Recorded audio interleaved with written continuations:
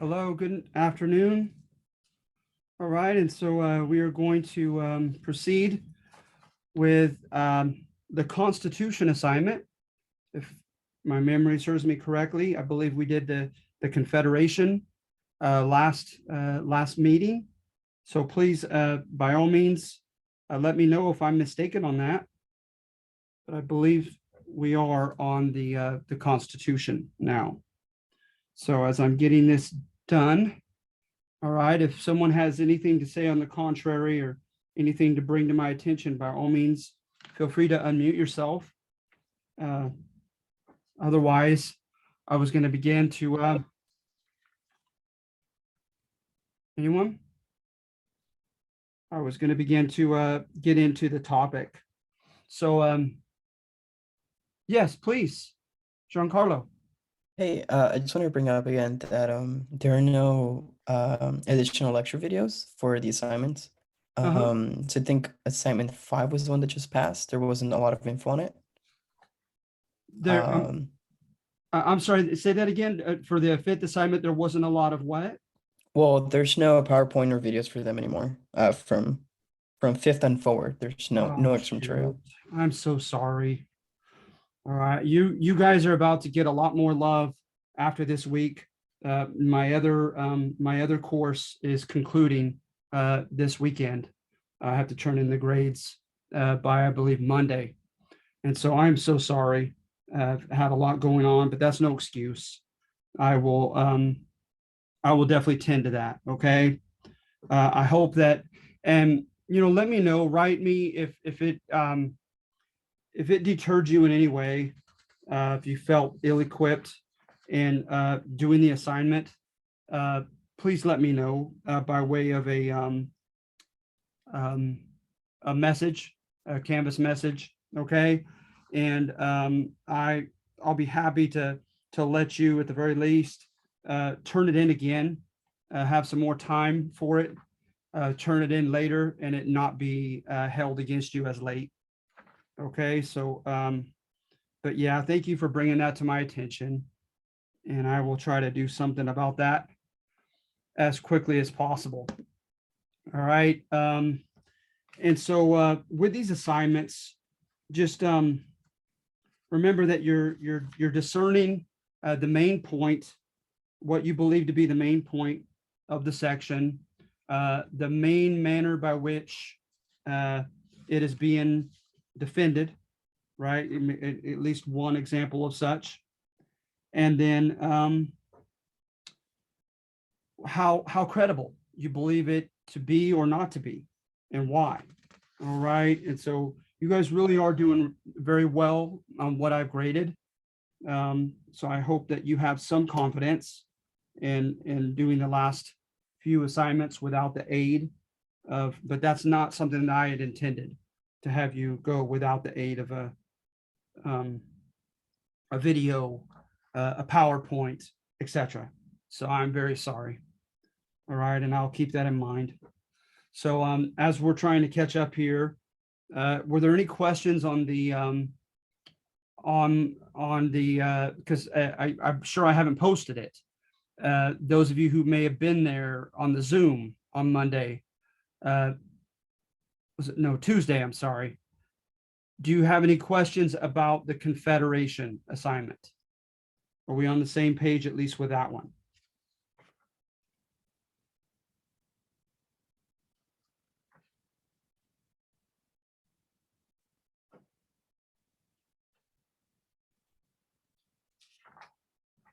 All right, so let me go ahead and, all right, because I did this just last Zoom, I'm not going to spend much time on it.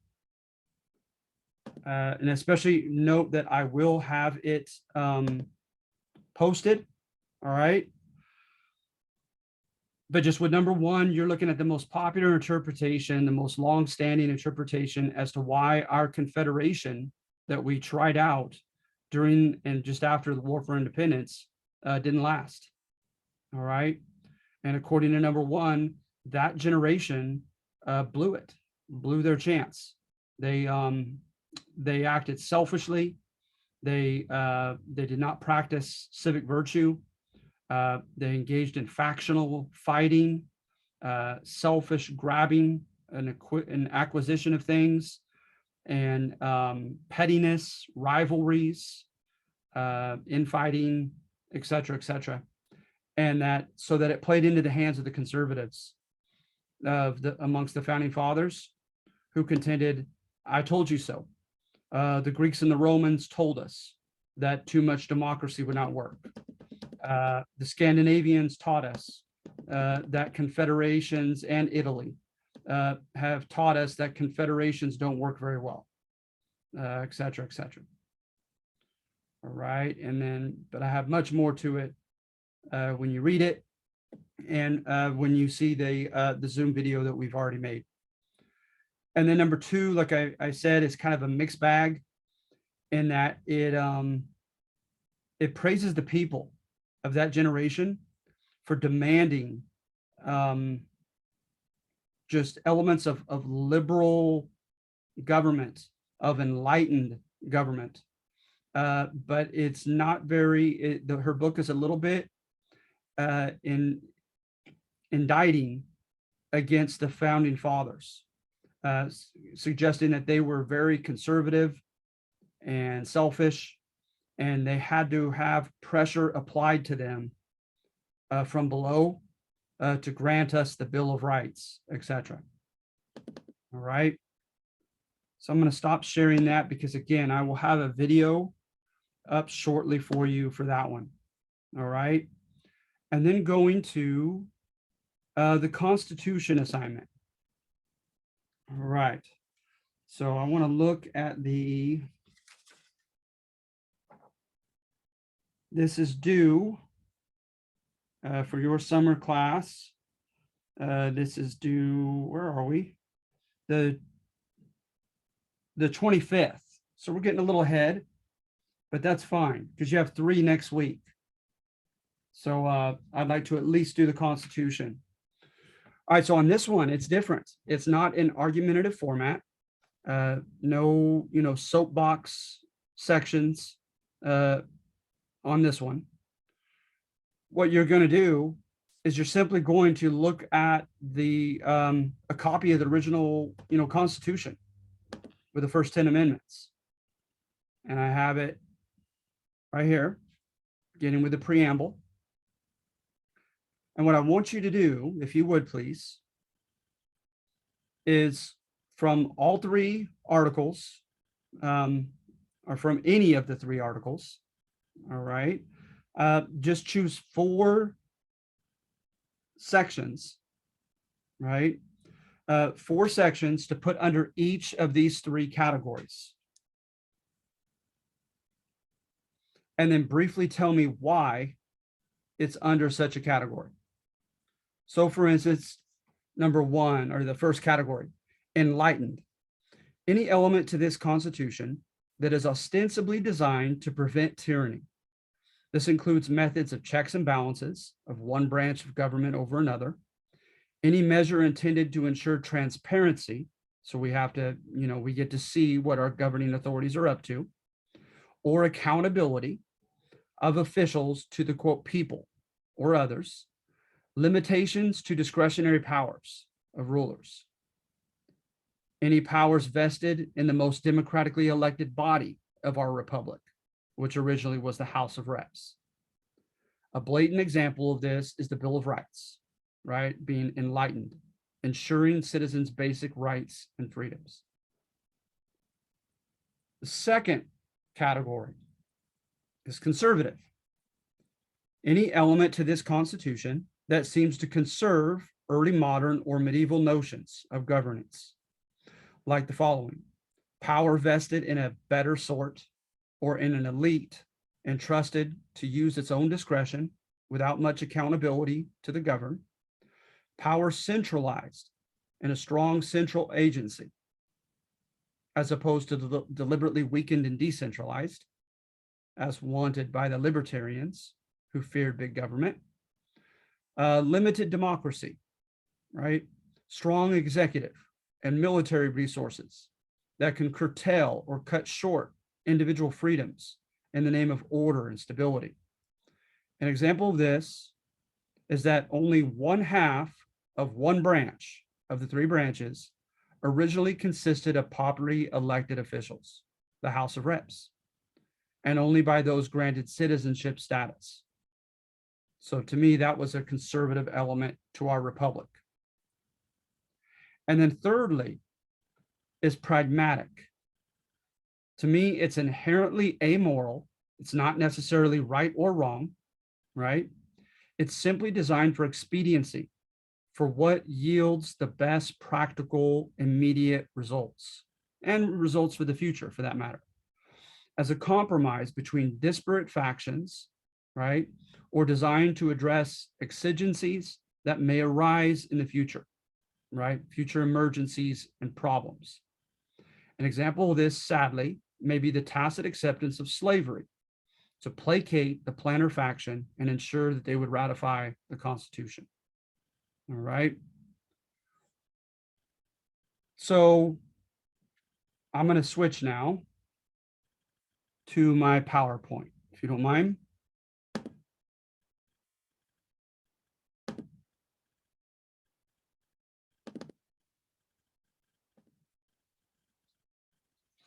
So for instance, right, in the preamble, we the people do ordain and establish this Constitution. So right off the bat in the preamble, we are espousing popular sovereignty, right? Authority, right? Permission to govern exists, just that, by the consent of those that are governed, right?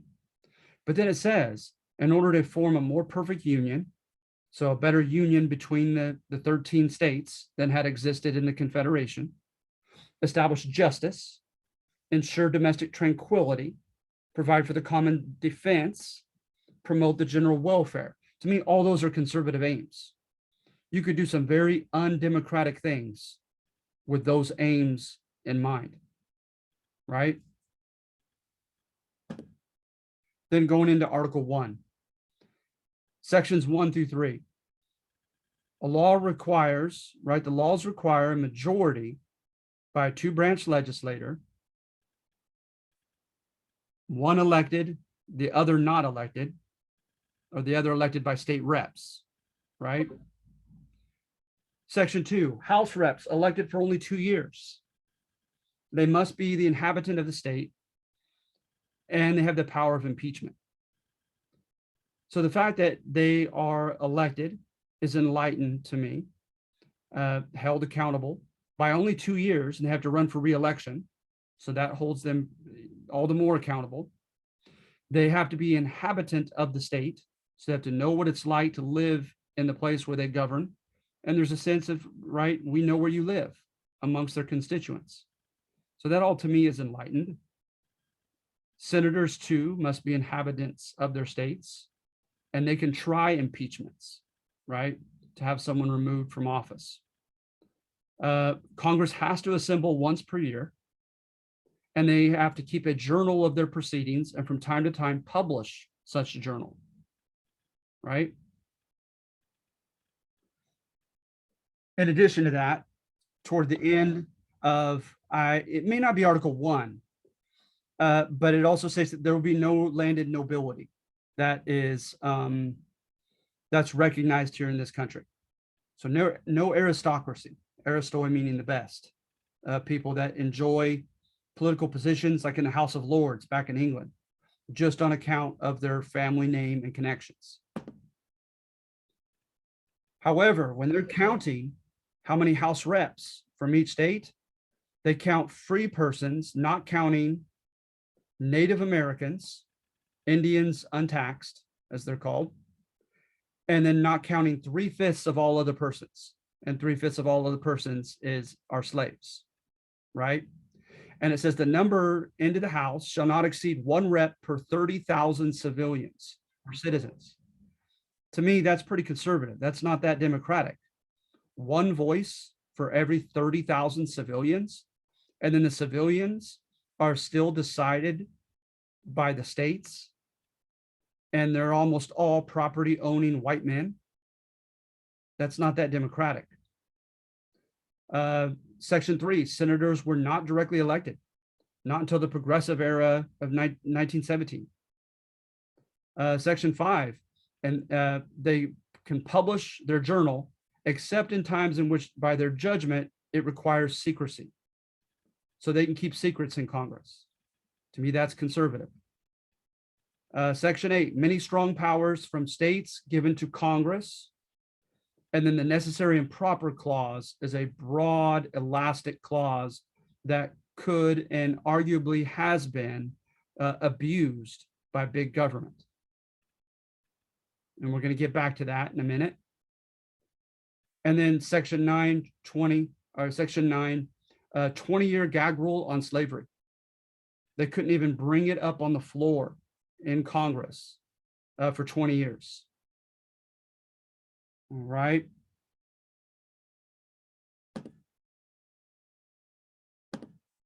But then pragmatic, you might look at the same thing, Article 1, Section 8, how some people see Article 1, Section 8 as very conservative. Others simply see it as pragmatic, that it yields practical results. Let's take a look real quickly, if you don't mind, at Article 1, Section 8.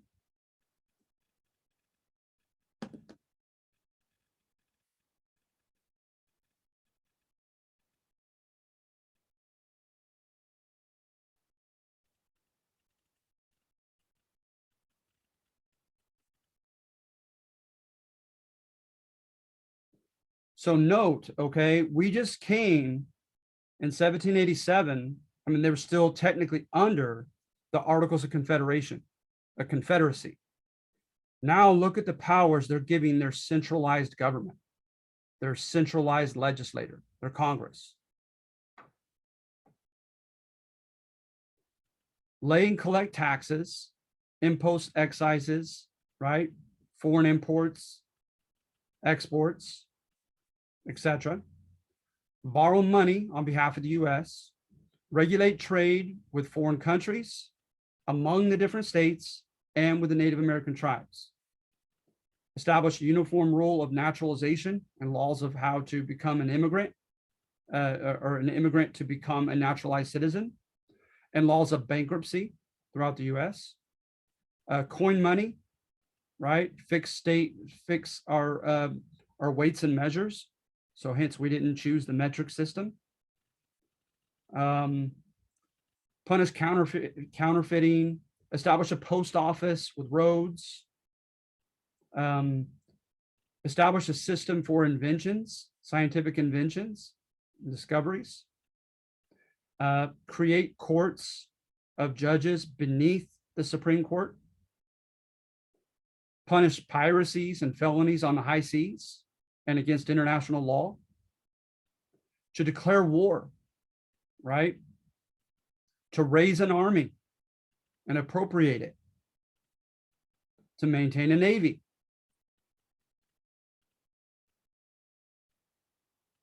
to call forth the militia from the states that the governors are proud of being the executive authoritative figures over, and amalgamating them into the armed forces. That was a big thing for Scottish libertarian liberals from the Revolutionary War. This was scary to them, to give Congress that kind of power to take over the state militias. To control Washington, D.C. And look at the last one. To make all laws which shall be necessary and proper for carrying into execution the foregoing powers. All right. So right away, under our first president, this clause is going to be used, and to some people manipulated or abused by the Secretary of Treasury, Alexander Hamilton, when he creates a national bank. Because nowhere on here in Article 1 or in Article 2 under the executive do you find anything that even insinuates that the founding fathers were granting that right for a a government sanctioned national bank. But he argued, right, that in order to collect the debts and in order to regulate trade, it was necessary and proper to have a national bank. And the Supreme Court okayed it, and it worked, but not without a lot of libertarian anger. Okay, so a lot of people fearful and distrustful of a centralized government hated, and perhaps still hate, that clause, the necessary and proper clause. All right.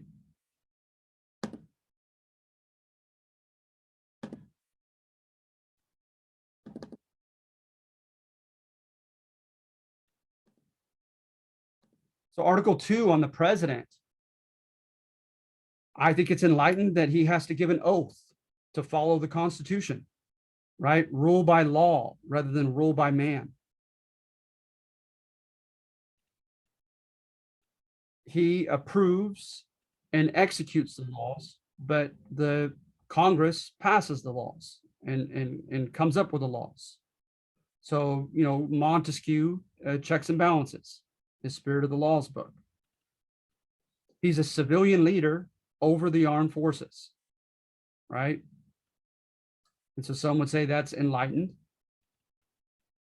So you might be less apt to have a military dictator, right? He or she is impeachable, has to give a State of the Union address and communication with, and in some ways accountability to the Congress.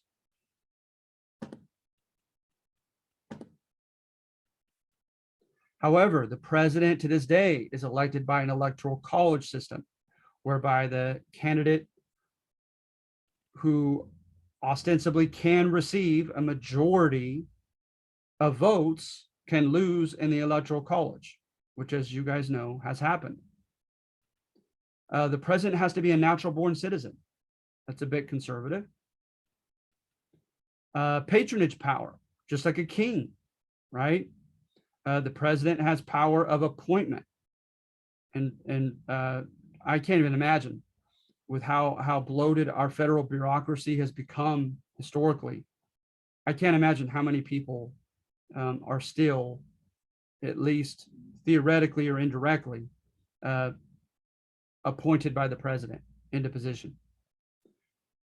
Pardon power, that's the same as the kings and queens of old, also can order Congress to convene, just like kings and queens had ordered their parliaments into session before. So those are all, to me, pretty conservative, you know, carrying the old traditions. And then veto power over Congress. All right. Pragmatic. He or she has power to create treaties. And again, patronage power to hand out positions and to appoint people. A lot of people contend you have to have a bureaucracy, especially in this day and age. So that's just a practical necessity, some would say. All right, and then I'm almost done. And then miscellaneous, enlightened, conservative, pragmatic. The Constitution, according to Article 6, is the supreme law of the land. To me, that's definitely enlightened. Supreme Court justices are appointed for good behavior. Pretty conservative. The fugitive slave law was put into effect, as well as a labor a contract law and property law, contending that whatever contracts had been made prior to this convention in 1787, whoever owned whom, that nothing would change with this new government. All debts, property accounts, etc., were to continue as before. All right. Perhaps pragmatic is there is an amendment process delineated by the founding fathers. And then, of course, enlightened, arguably, are the Bill of Rights. And if you'll bear with me, we're almost done.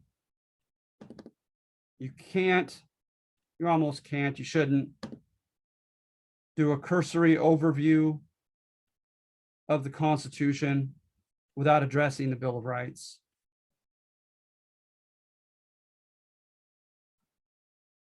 Article 3, the judiciary. Sorry.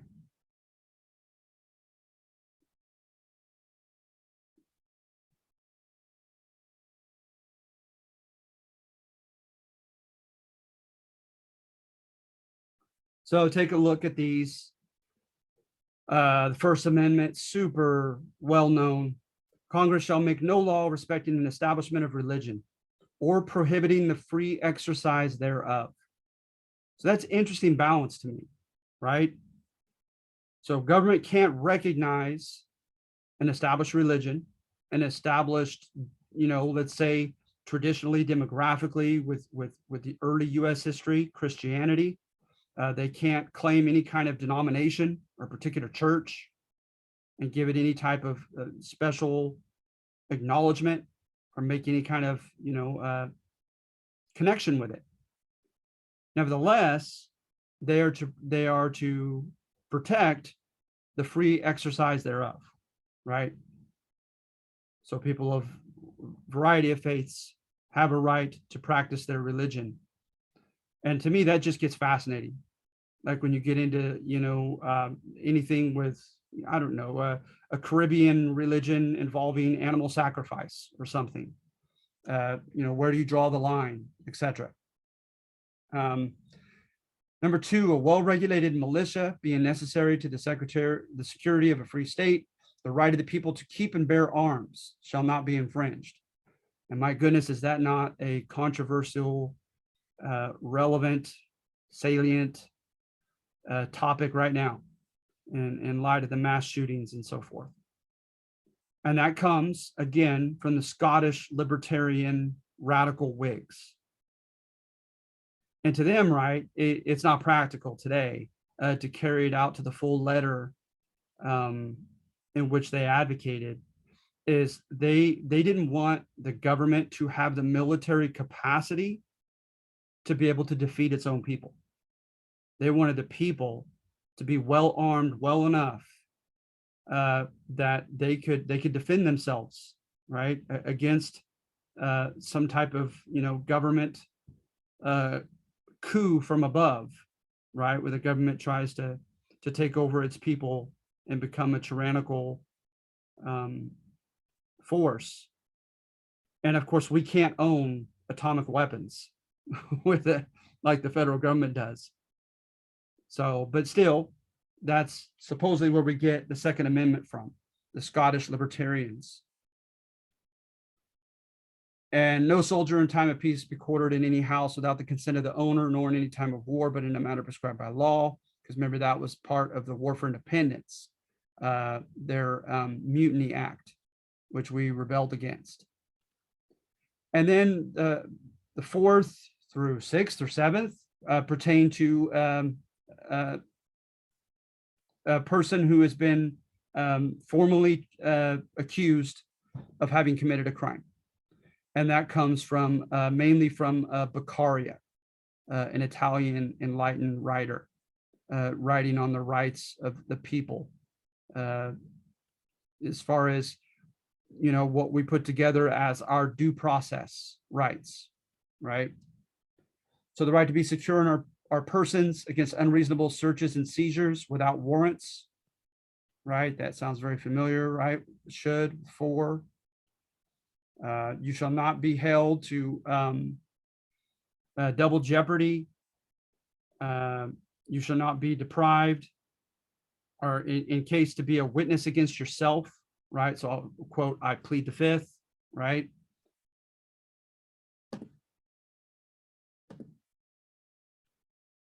A speedy public trial with an impartial jury of the state and district wherein the crime had been committed. And, an impartial jury, that one's fun too, to get into with debate and discourse. So for instance, in the Jim Crow South, it's been argued that African Americans should not, they should have, ethnic representation, right? Quote, racial representation in their jury. Let's see here. Cruel and unusual punishment, no excessive bail, excessive fines. All right, so all the way through the 8th, the 4th through the 8th, deal with due process.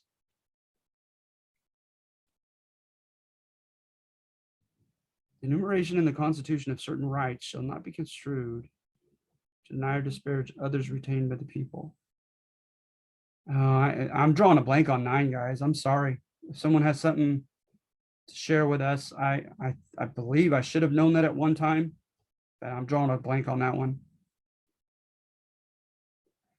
And then notice number 10, the powers not delegated to the U.S. by the Constitution, nor prohibited to the states, are reserved to the states, respectively, or to the people. So hence, right, we have a federal republic, a constitutional, because the Constitution is supposed to be the ultimate law of the land, because that's the idea, right, with classic old liberalism, that you don't trust human beings with power. There has to be written, unchanging limitations constitutionally to those governing. And so we're constitutional and we're federal. To some degree, we have a unitary government of a strong central Congress and president and Supreme Court. And then to other extents, we have some autonomy left for the states, which is like, going back to the Confederacy. So it's supposed to be a balance of unitary government and a confederation. And the 10th Amendment is an example of that. So if it hasn't been given to the federal government, right, then it is left over to the states. So hence nothing is said about education in schools, nothing said about fire departments and police departments, etc. So people have long made the argument that those are state issues, right? But then it gets shadier, more complex, right? As we go, and the Supreme Court has continued to enumerate certain things like implied powers, right? That certain things were technically just implied in this Constitution, although not explicitly stated. So anyway. So does anyone have any questions on this assignment, what I'm asking of you?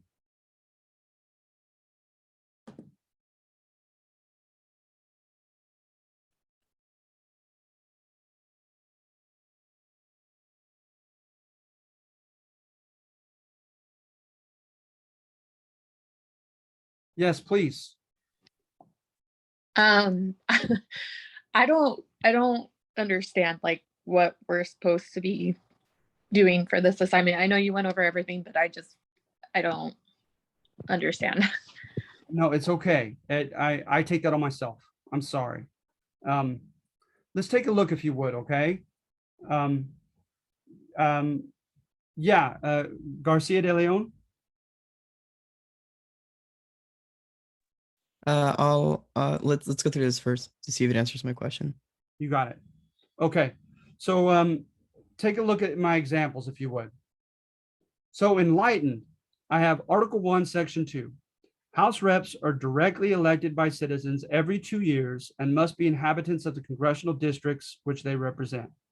This is enlightened because they are frequently held accountable and their constituents accountable to their constituents via election and are privy to what their constituents face daily and having a residence in their county.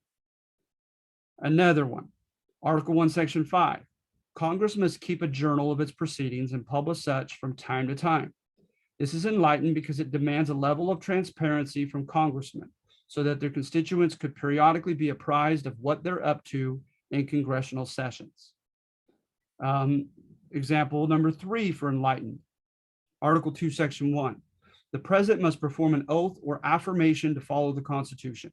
This is enlightened because the Enlightenment preferred adherence to a fair, consistent document, citing limits to power and entitlements to rights over trust in a human being leader who could abuse his or her authority.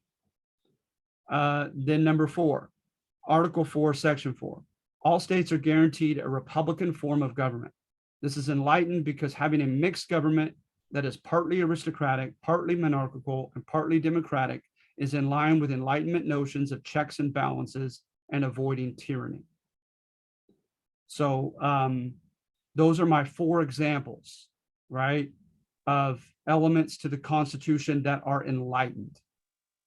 Okay, so essentially based off the definition that you gave in for each category, you want us to go through the different articles in the Constitution and put those articles under the section that we feel they fit the best?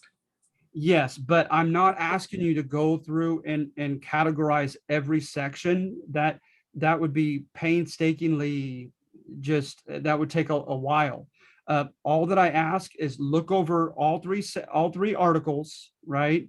And then just think of amongst all 3, just 4 examples for enlightened, 4 examples for conservative, and 4 examples for pragmatic. Okay, and then we give our reasoning for those. That's right. Okay.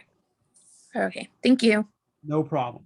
So yeah, if you'll bear with me just a little more here, I know you guys can read, but in counting citizens to determine taxes and number of House reps to serve in Congress from each state, the Constitution mentions that 3/5 of other persons and Native Americans do not count. This is conservative because just as in millennia past, the founding fathers did not embrace the courage and progressive tolerance to declare universal citizenship for all people. So I said that's conservative. Right? A second one, senators are not popularly elected by their constituents. They too must pass legislation and they have long terms and no term limits. And only they can try impeachments and approve presidential appointments. This is conservative because this sounds much like the English House of Lords over the House of Commons. And then lastly, right there, the third one, the president and vice president are elected via a complex electoral college system rather than by popular vote. This is conservative because it suggests a distrust of the popular will. And notice when I use the term contingencies, just, problems, crises that just could pop up for pragmatic, right? So that federal Congress can deal with practical issues like bankruptcies, inventions, borrowing money, defending the nation against revolts and invasions. This seems pragmatic and that such issues will almost inevitably need to be dealt with. So I put Article 1, Section 8 under pragmatic rather than conservative. All right. Age requirements are demanded of congressmen and the president. This is undergirded by a common practical assumption that aging entails maturation and the attainment of experience that will be of practical use as a federal politician. So I put the age requirements as an example of pragmatic. And if you share, as long as you don't, copy mine, you share a couple with me, great, fine. The president shall from time to time give a State of the Union address, recommending to Congress measures, etc., to be addressed. This does not seem too conservative because the president cannot coerce Congress to address any issues or pass any specific laws, but it seems pragmatic and that the clause facilitates communication and cooperation between the executive and the legislature.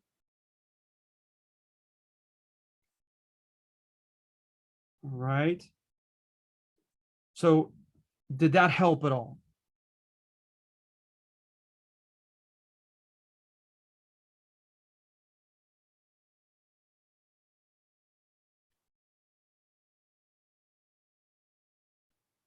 I have a quick question about how we kind of judge based on these. So for example, for pragmatic, I think it was Article 1, Section 2 and 3, Mhm. and Article 2, Section 1. Can we disagree with those? Absolutely, Um, okay. absolutely. And honestly, that is part of the reason why I asked you to briefly defend why you put it under that category. Is for one, I want you to be able to defend yourself, right? However briefly. But two, I'm not being falsely modest. I learned from you guys, and so I would love to see you put one of mine in a separate, in a different category, and briefly explain why. So absolutely.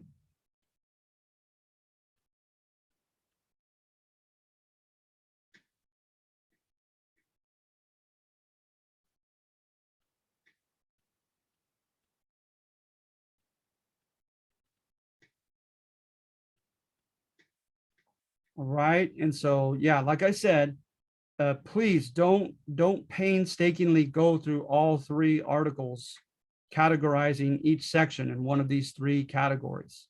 That's way more than necessary. Uh, look through all of it and just give 4 examples of each category in each category.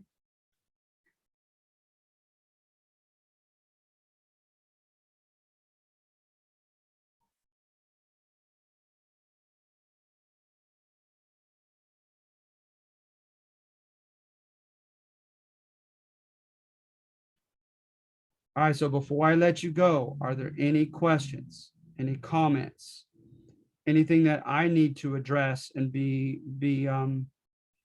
cognizant of? Hi, I had a quick question. So we're Yes. going to go through the articles and like you said, don't read everything, but just look for once we found one example, we can use it. Uh-huh. Okay. Absolutely. Yeah, of course, I'd like you to learn to gain or make sure that you have a basic familiarity with the Constitution that undergirds our republic. But absolutely, don't make it too hard on yourself. As you're reading it, immediately, still in section and Article 1, and you think something is a clear example of one of those three categories, put it in there right away. Absolutely. Could we email you just to confirm if it's correct before we submit it? You can. I mean, first of all, okay, go ahead and if you would, if you could send it to me as an attachment in a Canvas message rather than like just a standard email, that would be better for me if that's okay. I prefer the Canvas message. But secondly, secondly, I'll be happy to look at it and give you my 2 cents on the issue. But thirdly, while I think there are some categorization decisions that may not make sense almost objectively, there's a lot of wiggle room. There's a lot of subjectivity to this assignment. So that's all the more reason why I ask you to briefly defend why you put it in that category. Because oftentimes I literally do. I learn from students and I think to myself, you know what, I hadn't thought about it that way. That's a valid point. That's another way of looking at it. But with that having been said, I'll be happy to look at it. Okay, thank you. And then last thing, I believe if I read correctly, because I haven't looked through it, I'm still finishing up this last assignment that's due Friday. Uh-huh. It's, I believe, is it 4 per subject? Yeah, yes, 4 per category. Got it, 4 per category. Yeah, 4 per category, please.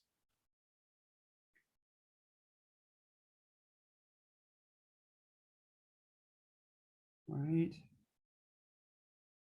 All right, so anyone else?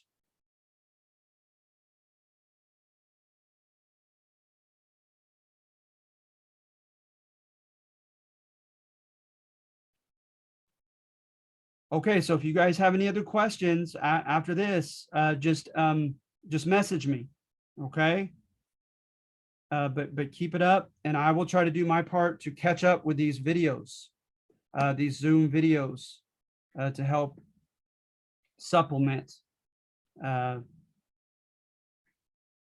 the arrangement I have on Canvas. So I'm sorry. Sorry, Professor, one last question. In regards to test number 1, if we Mhm. ended the Zoom meeting with, we were gonna get the 5 extra points added, is that gonna be added later? Yes, that's a good Okay. question, because when I add when I add your points, your extra credit points to your assignments, you see them. They're put into the system. You know, you can get 55 out of 50, right, on your argumentative assignments. But on this one, yeah, I don't really have a way of adding it onto that. So what if you want me to, I could wait and add it for the next assignment. But otherwise, what I do is I have my sheet with me and I add the 5 points on my Excel sheet, but you just don't see it on your side. Okay, got it. Thank you. No problem. But just, yeah, just message me if if that bothers you, if you want it to be more tangible, so you have the exact same, number of points that I have on my Excel sheet. Because if that's the case, then I'll go ahead and add them to the next assignment. Need be. But yeah, I hadn't really thought about that. But when you look at your points and in total, I end up having more points than you do when it comes to the test extra credit, because I'm pretty good to remember and to put them on my Excel sheet, but it doesn't show up on your Canvas.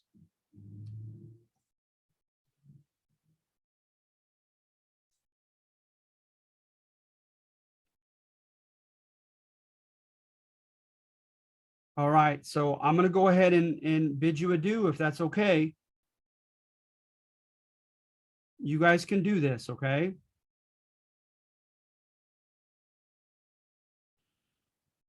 Thank you. All right, thank you. You guys have a good afternoon, okay? Thank you. Have a good weekend. You too. Thank you.